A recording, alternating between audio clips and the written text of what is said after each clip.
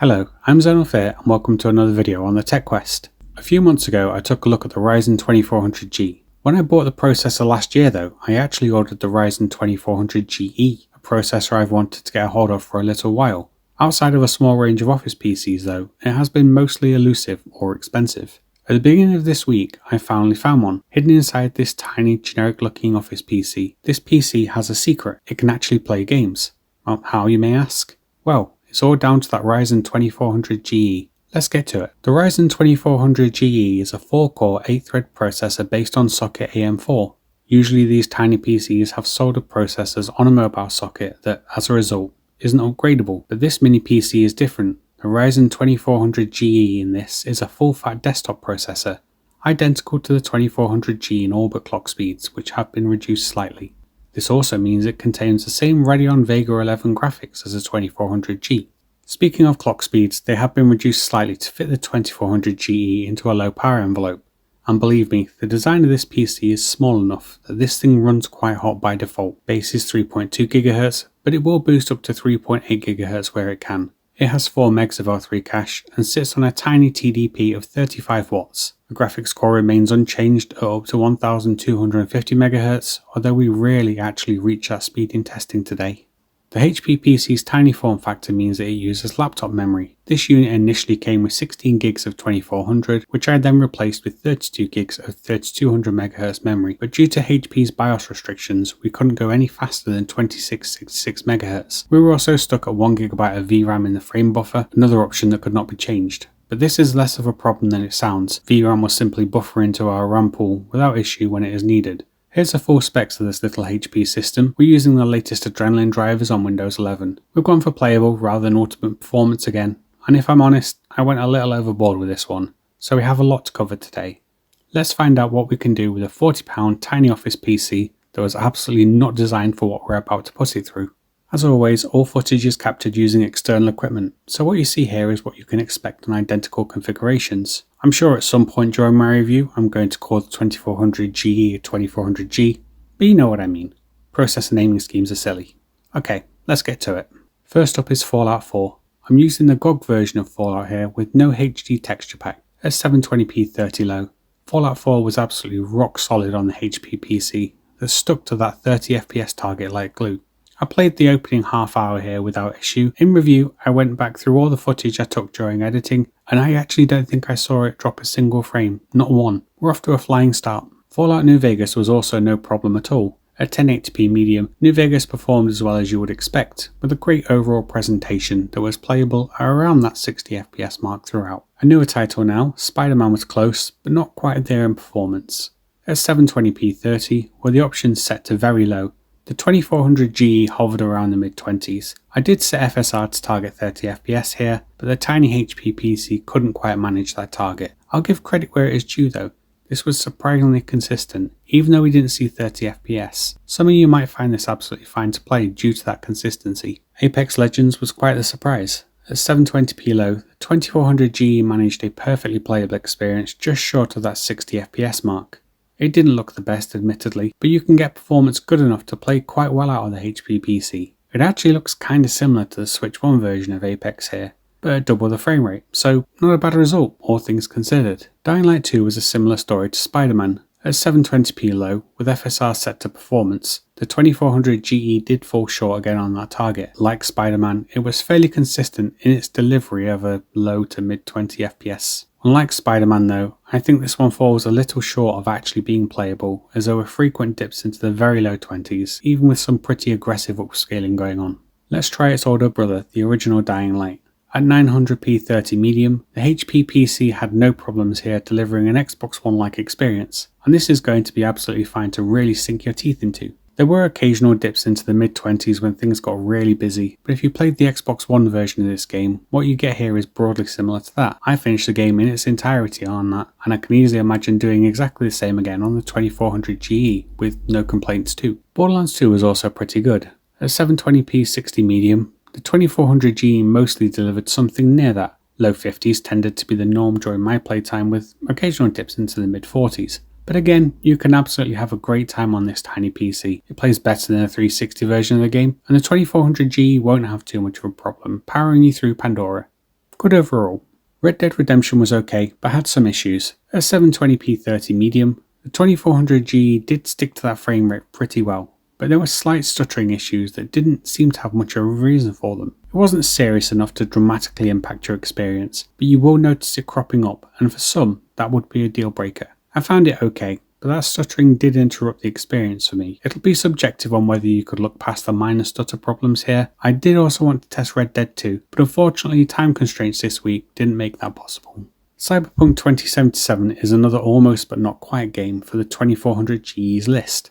At 720p 30 Steam Deck, the 2400G was short again, hovering in the mid-20s while on foot. Driving was a little harder on the HP PC and dropped below 20 FPS as you were traversing Night City, something that definitely puts this into the realms of just not being playable. It's a recurring theme in this review. Newer AAA games are going to struggle, even at Steam Deck equivalent settings. Counter-Strike 2 started off rather poorly. The first 5 minutes or so of my game were plagued by quite severe stuttering at 720p low, but the more I played, the better it got. After about 5 minutes or so, the stuttering seemed to mostly resolve, and I had a few bot matches here mostly fine. It wasn't perfect, and you can tell we are pushing the HP PC quite hard here, but you can casually play okay with some sensible settings. Hardspace Shipbreaker wasn't too bad. At 720p low, the 2400G delivered something fairly similar to the Steam Deck. Not perfect, but playable enough. I spent 45 hours playing Hardspace on the Steam Deck, and the 2400G performs about the same as what I completed the entire game on. Another one that is okay. Grand Theft Auto 5 Enhanced was a nightmare to actually get running. It really doesn't like full screen mode on this PC. When I did eventually get it working, its overall performance was just pretty poor. At 720p 30 normal, the 2400G didn't manage anything much above the mid-20s here, but it was all over the place. As well as being difficult to get working, GTA 5 then performed rather disappointingly. It's not playable sadly, but something that might change with faster memory. More on that later. Alien Isolation was superb. At 1080p high, the 2400G delivered an Xbox One beating experience that played really well. I played through the entire Seeks and Communications level at mid-30s frame rates, and it was pretty great.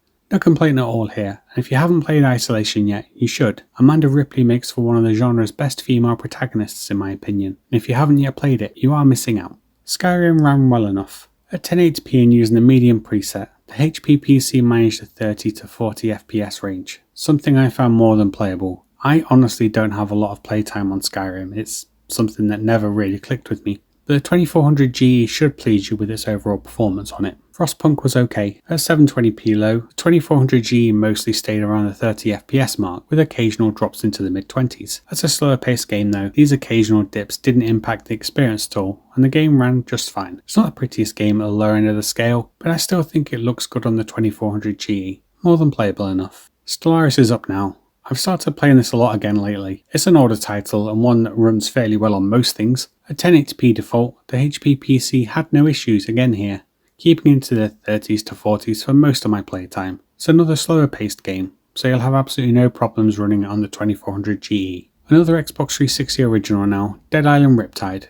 This is the definitive edition of the game at 720p medium, and like more than a few games here today, you will see a better than 360 delivery here again. It was pretty smooth at the mid 30 FPS range, and like Dying Light, another game I have played a lot of on older consoles. I got by absolutely fine on those, and this little mini PC will also see you right in the apocalypse too. Metro Last Light Redux.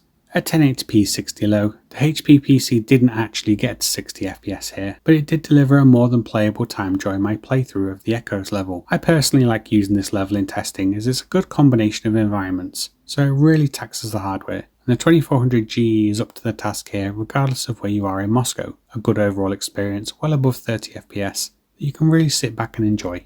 Another newer game, The Precinct now, wasn't quite as playable as I would have liked. At 720p low and with FSR enabled, the 2400G came up just a little short of my 30 FPS target. Unfortunately, that variable under 30 frame rate also made this police chase a lot more difficult than it needed to be, so it does adversely affect your experience quite a lot. Another almost but not quite modern title falling just short of the mark. Our penultimate game today, Saints Row 4. At 720p 60 and using the medium preset, 2400G made very light work of this completely over the top Saints Row. Stuck to that target consistently, and you'll have a ridiculous time fighting off an alien invasion. They don't make them like this anymore, do they? And finally, Left 4 Dead 2. At 1080p and with everything set to maximum, The 2400GE had no issues here either. I played through the entirety of the Streets section for this test with no problem. It's still a very popular title despite its age, and you'll be pleased to know that a small box that sits under your TV will have no problems here at all. Another great performer. And that's a wrap.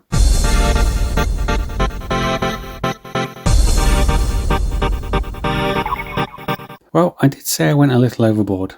Like its bigger 2400G brother, the 2400GE is capable of playing games at realistic settings. Xbox 360 and Xbox One era games perform absolutely fantastic, and it'll even play newer free-to-play titles at reduced resolutions and settings. If you want a small box that sits under your big TV to start clearing your 20-year backlog, the HP G4 will manage most things you throw at it fine. This HP PC does have a couple of its own problems though, unique to this kind of form factor. For a start, its OEM origins prevent you from really tuning this thing's performance. Officially, the 2400GE supports up to 2933 memory, but with the BIOS being locked down here, we couldn't go any faster than 2666, and that speed difference in the RAM might push a couple of these games featured today from almost playable to playable. Dying Light 2 and Spider-Man might actually reach 30 FPS with faster memory, if you were able to tune it in the BIOS. With its small form factor, the fan inside this thing is a little noisy, to be expected, but it's exacerbated by the top cover being entirely metal, with no holes of circulation. This then means that the fan is working harder with restricted airflow, and this will then contribute to performance throttling when things get really warm. At idle, this PC sits at around 60 degrees Celsius. In an entirely unscientific test, I took the top cover off, and the temperatures dropped at idle by almost 20 degrees. At load, a removed top cover kept the 2400GE 12 degrees cooler. The socketed nature of the 2400G does present us with another option here. This will fit into any compatible AM4 motherboard, and we could take this out of the HP PC, use a much better cooler with faster memory, and rerun these tests. I think a couple of the games will really benefit from a slight uplift in base performance. Let me know if that's something you want to see. Overall though, I do actually like the HP G4 405. It's a fairly capable gaming option with an absolutely tiny form factor. It delivers great results in older titles, but falls just short on newer titles. These things were designed to be on 24/7 in an office somewhere doing Excel spreadsheets. And it turns out that these things can actually game too. If you find one of these cheap enough and you want to take your first dabble in PC gaming, then the HP PC is actually a surprisingly good option, with deceptively good performance for its size, a machine perfect for those working with space restrictions. I enjoyed my time with it. I've been Zonofair, and thank you very much for watching. Until next time, bye bye.